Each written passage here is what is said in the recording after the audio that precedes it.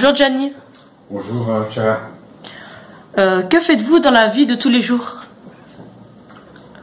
Depuis 3 ans, j'ai arrêté ma carrière professionnelle et puis j'ai commencé toute une réflexion sur ma vie et voilà, je suis occupé donc à réorienter mon existence en retournant plutôt vers le Seigneur.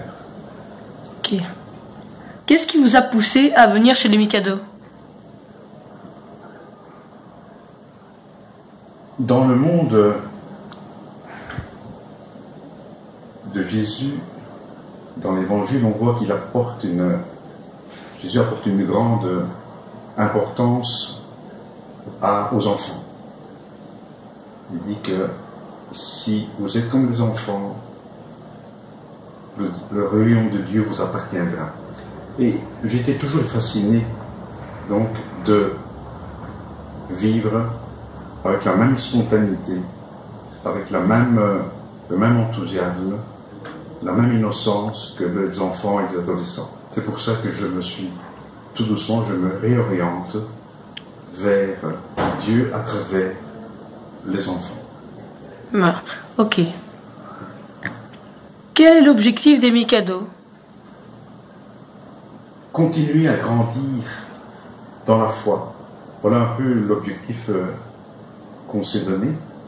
Donc, continuer à se centrer sur la parole de Dieu, qui est, je dirais, le chemin le plus sûr pour faire de vous des enfants heureux, stables, et qui ont une vie devant eux.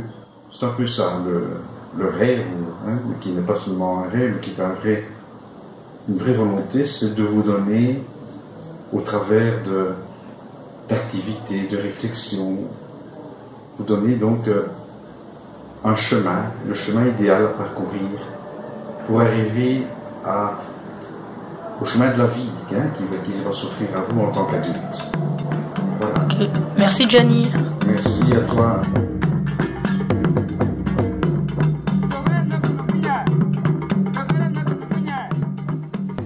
Bonjour, comment vous appelez-vous? Bonjour, je m'appelle Claire. Bonjour, je m'appelle Sylvie. Que faites-vous dans la vie? Alors moi, je suis étudiante et j'étudie la psychologie. Moi, j'étais étudiante, mais j'ai arrêté les cours. Qu'est-ce que le groupe Mikado? Alors, le groupe Mikado, c'est un groupe post-confirmation. Et donc, c'est pour qu'il reste quelque chose après la confirmation pour les jeunes dans la foi. Qu'est-ce que vous faites en tant qu'animateur dans le groupe Mikado? Alors, comme le dit le mot animateur, on anime. Donc, si tu veux expliquer. Donc, on fait une réunion avant d'animer les enfants. On regarde ce qu'on va faire avec eux. Et après, on commence l'activité. Pourquoi ce groupe et pas un autre? Qu'est-ce que vous aimez? Alors moi, personnellement, ça fait plusieurs années que je suis dans le groupe Mikado. Et j'adore, du coup je suis restée. Et je ne connais pas d'autres, donc voilà. Moi non plus, je ne connais pas d'autres. Et c'est Sœur Françoise qui m'a proposé, du coup j'ai dit oui. Ok, merci. Merci. De rien.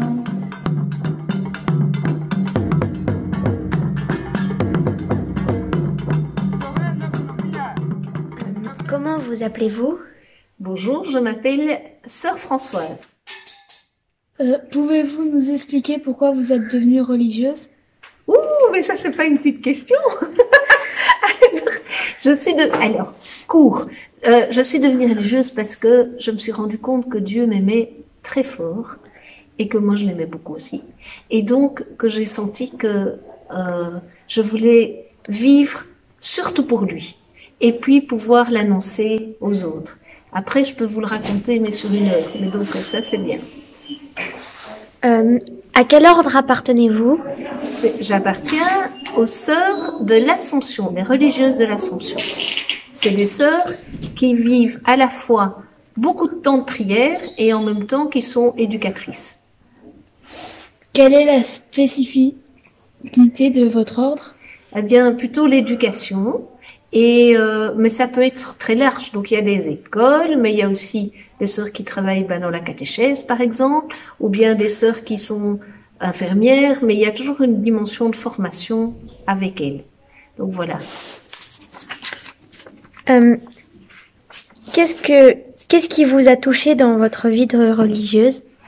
Qu'est-ce qui m'a touché? Plein de choses, mais peut-être que ce qui m'impressionne le plus, c'est que quand on vit en communauté, donc ça veut dire à plusieurs sœurs ensemble, souvent il y a une sœur qui est très pieuse, qui prie très fort, ou bien une autre qui a vraiment un don pour pouvoir rencontrer les gens et les aimer beaucoup. Et donc c'est la complémentarité qui m'impressionne beaucoup. Et aussi le fait que tout le monde est appelé par Dieu, mais à des chemins très très différents. Ça c'est très amusant. On est de plein de pays aussi, donc c'est très gai.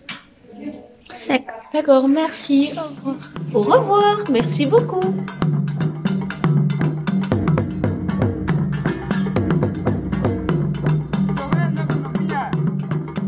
Bonjour Paola. Bonjour. Les Mikados se sont donnés comme objectif de récolter des témoignages significatifs de présence chrétienne dans notre société. C'est à ce titre que nous récoltons ton témoignage pour ton action de soutien aux personnes âgées en maison de repos. Paola, qu'est-ce qui t'a poussé dans cette mission d'assistance aux personnes âgées placées en maison de repos? Bien. Un dimanche à la messe, j'écoutais les lectures et à un certain moment, j'entends « Qu'as-tu fait de ton frère ?» Hein, tout le monde connaît, c'est l'histoire de Caïn et Abel. Je n'ai tué personne. Mais cette phrase m'est restée longtemps dans la tête. Alors je me suis demandé qu'est-ce que je pouvais faire pour m'occuper de mes frères et sœurs. J'avais fait une formation à l'écoute et donc je me suis dit je vais rendre visite aux personnes qui le demandent, que ce soit dans les homes ou à domicile, ou âgés ou malades, enfin voilà. Et donc voilà, j'ai commencé comme ça. Oui, ça c'est le début. Et en même temps, j'ai commencé à Saint-Luc au Carrefour spirituel, où une fois par semaine, je fais aussi de l'écoute. Voilà.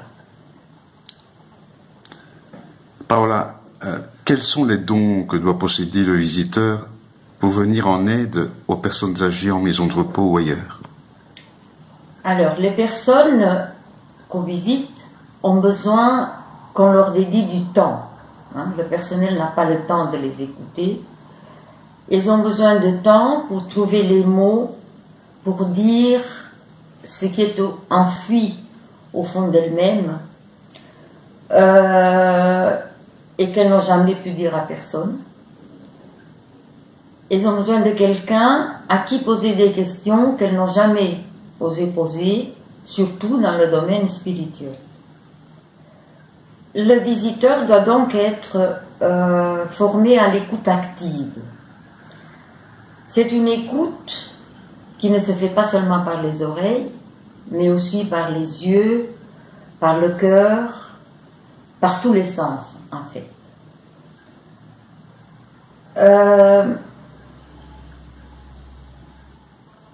La personne, en étant écoutée, arrive à trouver un sens à ce qu'elle vit et à son vécu. Le visiteur qui fait de l'écoute a comme base la confidentialité et le non-jugement. C'est important. C'est très important aussi d'être fidèle et d'être régulière dans les visites, car les personnes nous attendent et j'ai toujours accompagné les personnes jusqu'à la fin, les personnes âgées, et les jeunes jusqu'à ce qu'elles mettent un terme elles-mêmes parce qu'elles étaient satisfaites, elles avaient été écoutées.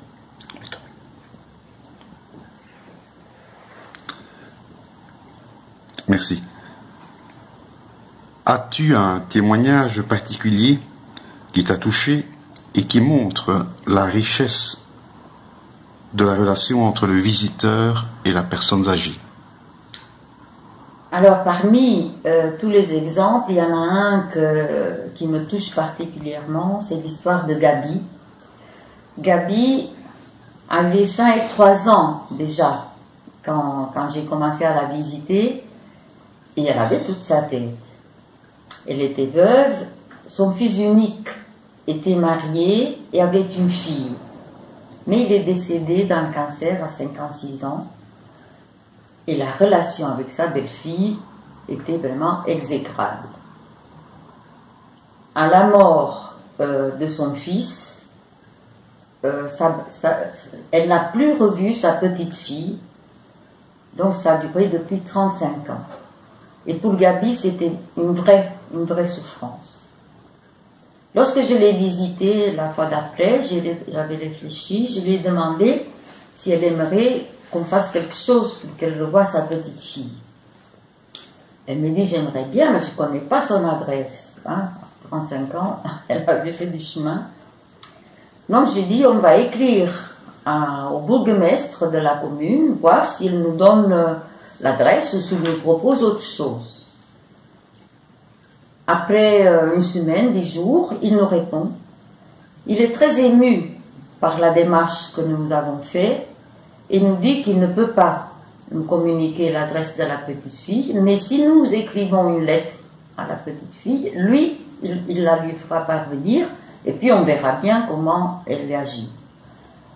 Eh bien, la petite fille n'a pas écrit. Elle est venue directement quelques jours après, dès qu'elle a su où sa grand-mère se trouvait. Et donc, quand je suis retournée chez Gabi, elle était rayonnante parce que sa petite fille était venue la voir, puis elle est venue avec son mari, ses 2 enfants adolescents, et elle a continué à la voir régulièrement, au moins 2 fois par semaine. Elles avaient du temps à rattraper.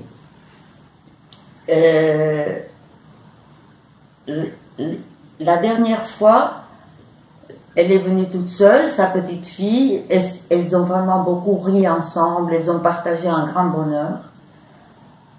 Et puis, 2 semaines après, Gabi est décédée. Voilà. À son enterrement, je vois la petite fille. Je lui dis, voilà, c'est moi Paola, hein, parce que je ne l'avais jamais vue.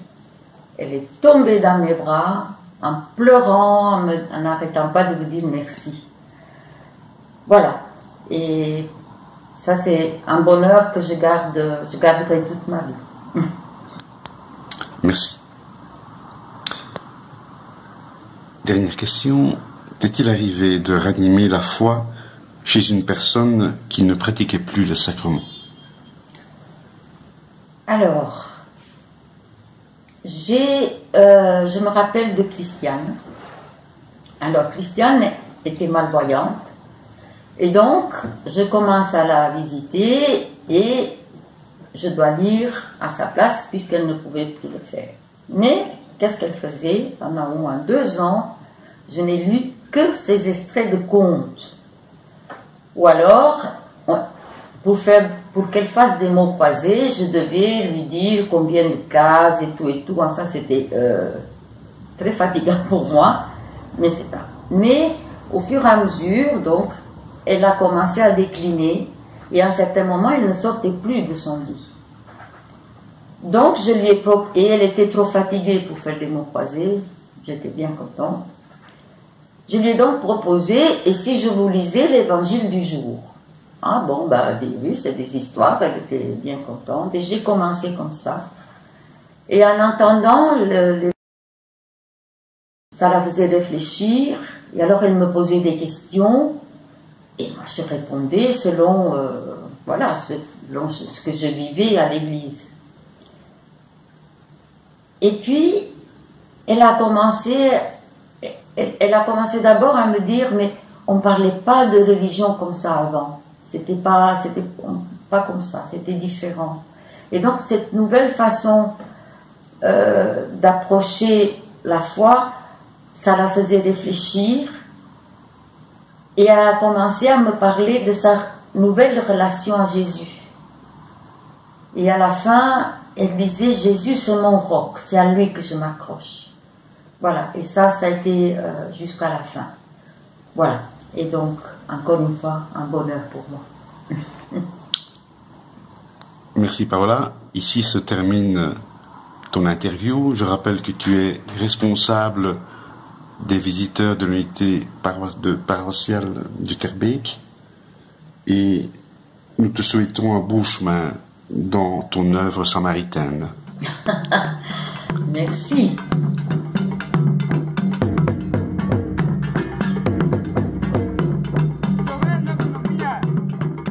Bonjour madame, comment vous appelez-vous? Je m'appelle Gaëlle. Que faites-vous dans votre vie professionnelle?